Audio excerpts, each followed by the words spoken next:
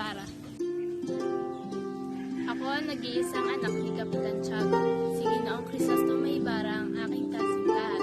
Si Ibarra na may malasakit sa bayan, ngunit napagpintangan sa kasalanang hindi naman niya ginawa.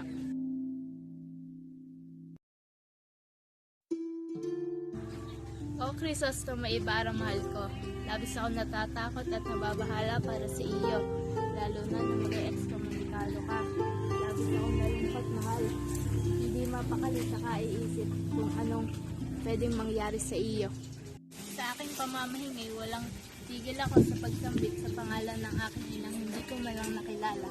Mas lalong nadaragdagan ang lungkot ko dahil ng